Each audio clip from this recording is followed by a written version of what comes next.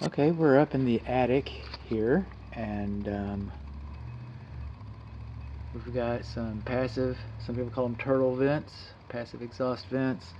We're going to have soffit vents around the lower perimeter, and judging from the amount of light, because I haven't walked the exterior yet, but judging from the light that's coming through the perimeter, I'm suspecting that we're going to have a continuous soffit vent. Regardless of whether it's individual soffit vents or continuous soffit vents, when the insulation is brought in, and then I'm expecting to see baffles for all of the soffit vents. If it's a continuous soffit vent, I'm expecting continuous baffles. If it's a partial, and that is over the insulated areas, so you will not see those baffles, for example, over the garage, because the garage attic space is not insulated usually. I don't expect it to be. If it is insulated, then the same rules apply. Coming on along, we got plywood decking, and I understand we got a lumber shortage. We usually see them OSB oriented strand board decking. That's what we usually see them. Plywood's not quite as strong as OSB, so there's that. Okay. As long as it's rated, code inspectors, they're approachable. They're people. So, you might want to have a conversation with your code inspector and just see, what he has to say about that. I encourage you. They're not aliens. Looks like that's a pattern. Okay. When the wood was manufactured, that's not really a water stain. Coming around.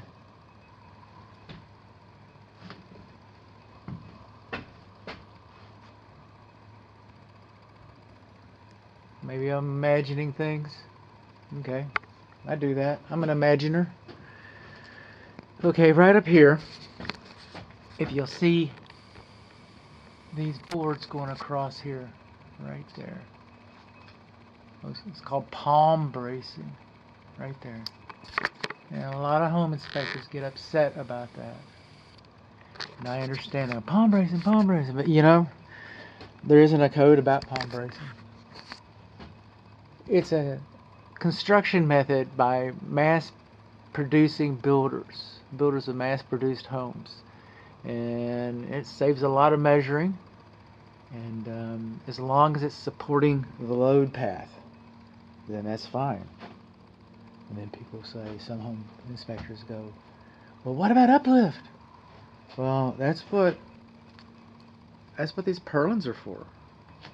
And that's what, if I can get a look over here, and that's what those ties are for. And a little hurricane tie right there. Not a lot of them. Expected to see a few more. There's another one right there. There's another one right there. There's another one right there. So they've got them spaced out evenly. But that's what those ties are for. And that's what these purlins are for.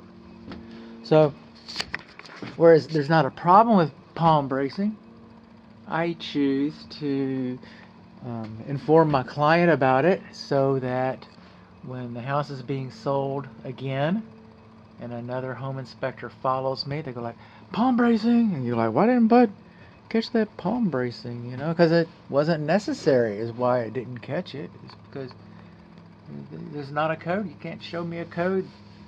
The day I see a code about it, then, things would change. Things change in construction. But today and yesterday and day before yesterday, palm bracing wasn't a thing. Now these purlins, these are called stiffener boards right here. And every time you have a construction member installed, you're supposed to have 3 fasteners on it. Did that fastener make? Yeah, it did. Okay. 3 fasteners. It's the, 2 would be a teeter-totter swing thing. Things could move. With 3, you have the triangulation, and it keeps things much more rigid.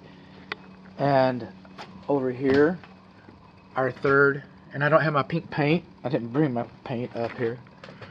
But I didn't spray paint this. But this is right at the attic entrance where I put my ladder. Right up here on the right, we have one of our fasteners that wasn't completely made. If they could just send that nail on home, or put another nail in there, you can have 4. But that's all we need is another nail.